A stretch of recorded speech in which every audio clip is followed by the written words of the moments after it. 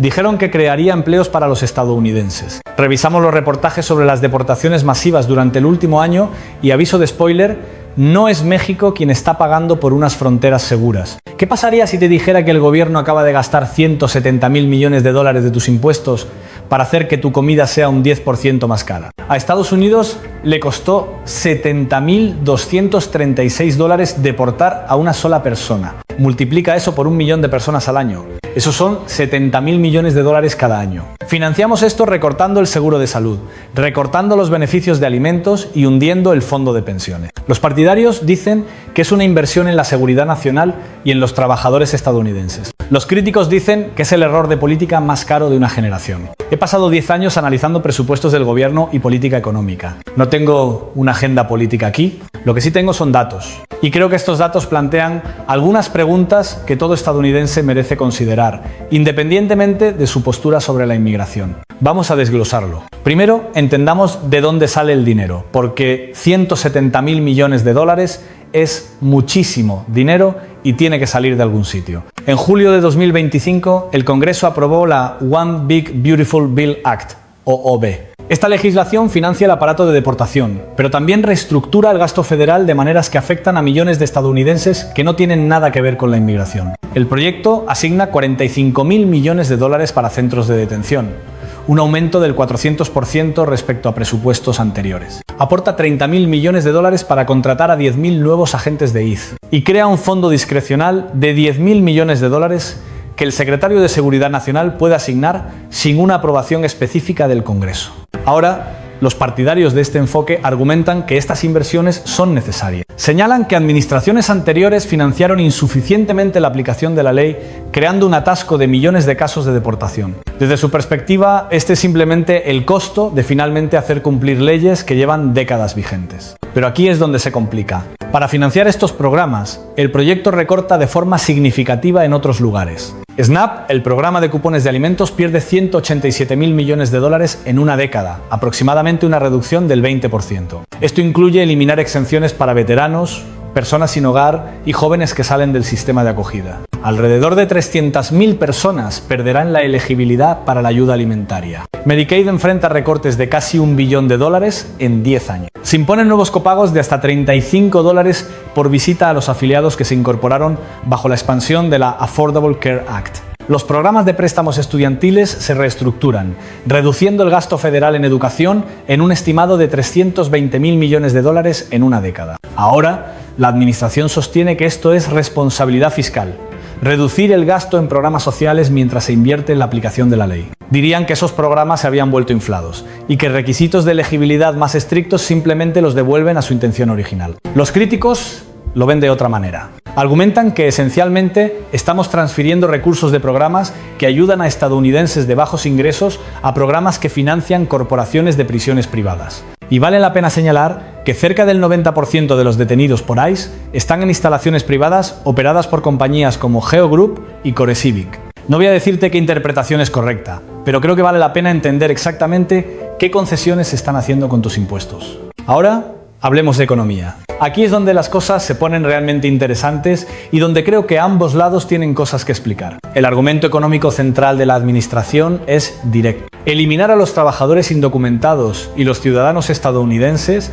ocuparán esos empleos con salarios más altos. Es un argumento simple de oferta y demanda que parece intuitivo. Pero los datos que estamos viendo cuentan una historia más complicada. Empecemos por la agricultura.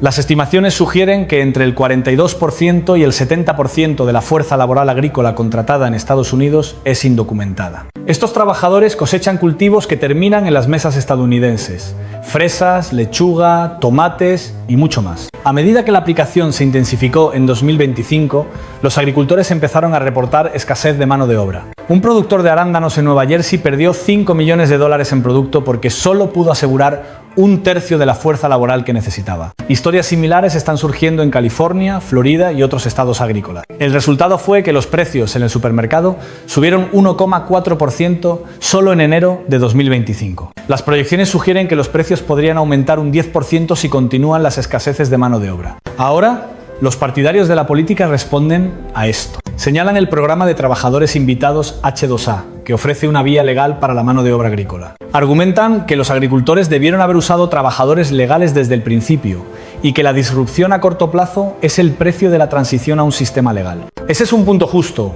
pero también vale la pena señalar que el programa H2A tiene sus propios problemas. Es administrativamente engorroso, caro para los agricultores, y cambios regulatorios recientes lo han hecho menos atractivo para los trabajadores extranjeros. Así que la alternativa legal todavía no está lista para llenar el vacío. La construcción cuenta una historia similar. Estados Unidos tiene una escasez de vivienda de casi 4 millones de unidades. Necesitamos más casas. Pero aproximadamente entre el 15% y el 25% de la fuerza laboral de la construcción es indocumentada, con concentraciones aún más altas en oficios como panel de yeso, techado y albañilería. A finales de 2025, el 92% de las empresas de construcción reportaron dificultades para encontrar trabajadores. La mitad citó retrasos en los proyectos. Los precios de las viviendas siguen subiendo y el sueño de la vivienda propia se vuelve más lejano para las familias jóvenes. Aquí es donde creo que los datos plantean una preocupación que vale la pena considerar. Los economistas hablan de algo llamado complementariedad laboral. La idea es que los trabajadores inmigrantes y los nacidos en el país a menudo no compiten por los mismos empleos. En realidad, dependen unos de otros. En la construcción, por ejemplo, los trabajadores inmigrantes a menudo hacen el entramado y el panel de yeso, mientras que los trabajadores estadounidenses tienen más probabilidades de ser electricistas y plomeros. Elimina un grupo y el trabajo del otro grupo también desaparece. El Economic Policy Institute estima que por cada millón de inmigrantes deportados, entre 88.000 y 960.000 trabajadores estadounidenses podrían perder sus empleos. No porque estén siendo reemplazados, sino porque el ecosistema económico en el que trabajan se ve alterado. Es un rango enorme y son proyecciones, no certezas. Pero sí sugiere que la relación entre deportación y creación de empleo para estadounidenses podría no ser tan directa como prometió la campaña.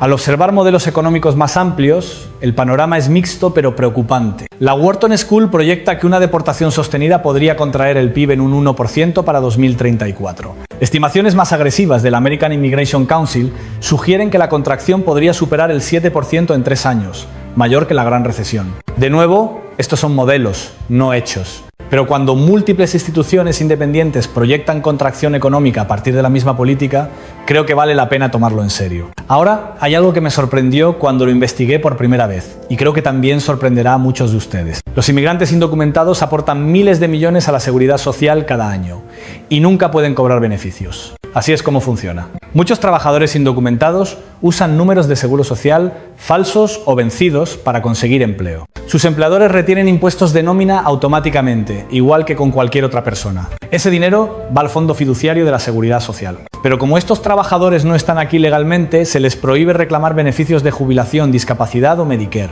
En 2022, los inmigrantes indocumentados aportaron más de 25.000 millones de dólares a la seguridad social y 6.000 millones de dólares a Medicare. Esos son 31.000 millones de dólares que fluyen hacia programas de los que nunca se beneficiarán. Puedes verlo de distintas maneras. Algunos dirían que es apropiado. Están aquí ilegalmente, así que no deberían recibir beneficios. Otros dirían que es un subsidio oculto del que los jubilados estadounidenses se benefician todos los días. Pero aquí está la pregunta de política que me preocupa. ¿Qué ocurre cuando desaparecen esas contribuciones? La Social Security Administration estima que las deportaciones masivas podrían reducir el flujo de caja anual del programa en 20.000 millones de dólares dentro de un horizonte de 30 años. Los modelos sugieren que esto podría acelerar la insolvencia del fondo fiduciario en aproximadamente 6 meses e incrementar el déficit del sistema en 884.000 millones de dólares. Algunas estimaciones indican que el hogar estadounidense promedio podría tener que pagar alrededor de $180 más al año en impuestos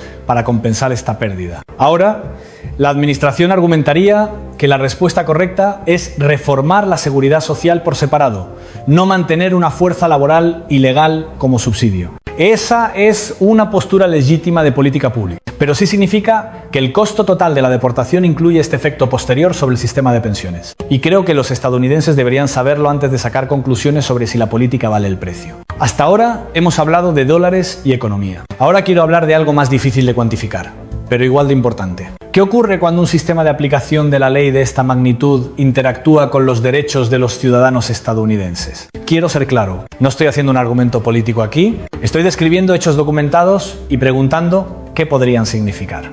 El 7 de enero de 2026, una ciudadana estadounidense de 37 años llamada Renee Nicole Good fue baleada y asesinada por un agente de ICE en Minneapolis. El Department of Homeland Security afirmó que ella convirtió su vehículo en un arma. Un vídeo de transeúntes muestra a los agentes disparando contra su automóvil. Los reportes indican que ella estaba presente como observadora legal, no como objetivo de una orden de arresto. El FBI se ha hecho cargo de la investigación en lugar de las autoridades locales. Los hechos del caso aún se están determinando. No voy a prejuzgar el resultado, pero el incidente plantea preguntas que creo que vale la pena hacer. Cuando a las agencias federales de aplicación se les otorgan poderes ampliados, presupuestos ampliados y presión para cumplir objetivos numéricos, ¿qué salvaguardas existen para proteger a ciudadanos que podrían estar en el lugar equivocado en el momento equivocado? Y la muerte de Good no es un dato aislado. En 2025, hubo casos documentados de ciudadanos estadounidenses deportados por error. Un ciudadano estadounidense de 2 años fue deportado a Honduras a pesar de órdenes judiciales. Otro ciudadano, el señor Suanaroz, fue deportado a Laos en violación de una orden de restricción de un juez federal. El uso ampliado de la expulsión acelerada, deportación sin una audiencia completa ante un tribunal de inmigración, acelera el proceso, pero también aumenta el riesgo de errores. Cuando la carga recae en el individuo para demostrar su ciudadanía de inmediato, los errores se vuelven más probables. De nuevo, los partidarios dirían que la gran mayoría de las acciones de aplicación se realizan correctamente y que unos pocos errores no deberían desacreditar todo el sistema. Eso es razonable. Pero cuando los errores incluyen deportar a ciudadanos estadounidenses y la muerte de una ciudadana estadounidense, creo que la cuestión del diseño del sistema y la supervisión se vuelve legítima. Tras las protestas por la muerte de Good, el presidente Trump amenazó con invocar la Insurrection Act, una ley que permitiría el despliegue de militares en servicio activo para labores de aplicación de la ley dentro del país. Hasta ahora, esto sigue siendo una amenaza, no una acción. Pero el solo hecho de que se esté discutiendo ya representa un cambio importante en la relación entre el poder federal y las libertades civiles. Quiero tener cuidado de no ser alarmista. La Insurrection Act se ha invocado antes en la historia de Estados Unidos y la República sobrevivió. Pero sí creo que vale la pena preguntar, ¿estamos cómodos con la trayectoria? Cuando herramientas de aplicación creadas para una población comienzan a afectar a ciudadanos, ¿dónde están los límites? Estas no son preguntas retóricas. De verdad no sé las respuestas, pero creo que son preguntas que un público bien informado debería estar considerando. Permíteme también abordar el componente de autodeportación de la política, porque el lenguaje aquí importa. La administración ha promovido un programa que ofrece $3.000, un boleto de avión y amnistía de multas civiles a inmigrantes indocumentados que acepten irse voluntariamente.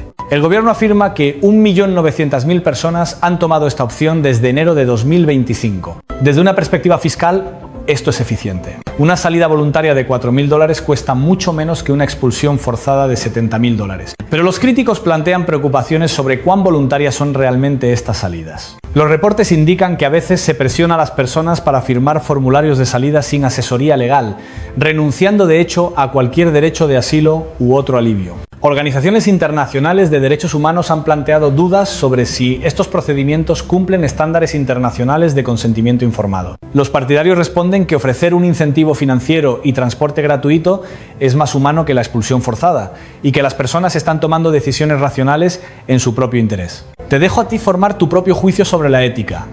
Pero creo que es importante entender qué significa la autodeportación en la práctica más allá de la terminología oficial. Entonces, ¿dónde nos deja esto? Déjame intentar resumir el balance de la manera más objetiva posible. En un lado del balance, la administración puede señalar resultados tangibles de aplicación. Afirman aproximadamente 1 millón de deportaciones y 1.900.000 autodeportaciones en el primer año. Que esas cifras representen ganancias reales de seguridad depende de tus supuestos sobre la relación entre inmigración y crimen, competencia económica e identidad nacional, preguntas que los datos por sí solos no pueden responder completamente. En el otro lado del balance tenemos costos documentados. Gasto directo de $170.000 millones en 4 años, financiado en gran medida mediante recortes a la ayuda alimentaria, la atención médica y la educación. Proyecciones económicas que muestran una posible contracción del PIB que va del 1% a más del 7%, según el modelo y el marco temporal. Aumentos de precios de alimentos de 1,4% en un solo mes, con proyecciones de aumentos del 10%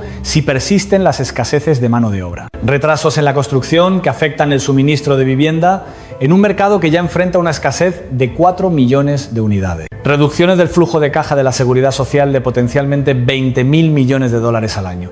acelerando el calendario de insolvencia del fondo fiduciario. Y preguntas, no conclusiones, sino preguntas, sobre cómo los poderes ampliados de aplicación interactúan con las libertades civiles de los ciudadanos estadounidenses. La Administración argumenta que estos costos a corto plazo valen los beneficios a largo plazo de un sistema de inmigración legal y controlado. Podrían tener razón. Los críticos argumentan que los costos son demasiado altos y que los beneficios son ilusorios. También podrían tener razón. Lo que puedo decirte con confianza es esto. La política no es gratis. Tiene un precio y ese precio se está pagando ahora mismo. En tus cuentas del supermercado, en el mercado de vivienda, en el presupuesto federal y potencialmente en formas que afectan tus derechos constitucionales. Empecé este vídeo diciendo que presentaría los datos y te dejaría decidir. He intentado hacerlo, pero voy a terminar con una observación que creo que vale la pena considerar. Los programas gubernamentales a gran escala a menudo tienen consecuencias no previstas. Cuanto más grande el programa, más grande el potencial de esas consecuencias. Lo que estamos presenciando es una de las mayores operaciones de aplicación interna en la historia de Estados Unidos. Implementada a una velocidad sin precedentes, financiada mediante la reestructuración de partes importantes de la red de seguridad social. Tal vez salga exactamente como se planeó. La economía se ajustará, los trabajadores estadounidenses llenarán los huecos y el país será más seguro y próspero. O tal vez los críticos tengan razón y estemos en las primeras etapas de una política cuyos costos completos aún no se han vuelto visibles. No sé cuál resultado es más probable. Lo que sí sé es que esto es tu dinero, tu economía, los precios de tu comida, tu sistema de pensiones y tus derechos. La pregunta con la que quiero dejarte no es si la deportación es buena o mala. Eso es demasiado simple. La mejor pregunta es, dadas todas las cosas que ahora sabes sobre los costos y las concesiones, ¿estás satisfecho de que este sea el mejor uso de 170.000 millones de dólares? ¿Son adecuadas las salvaguardas? ¿Son aceptables los riesgos económicos? Esas son preguntas que solo tú puedes responder. Pero espero que este análisis te haya dado mejor información para responderlas. Piénsalo, habla de ello y sea cual sea la conclusión a la que llegues, asegúrate de que sea tuya.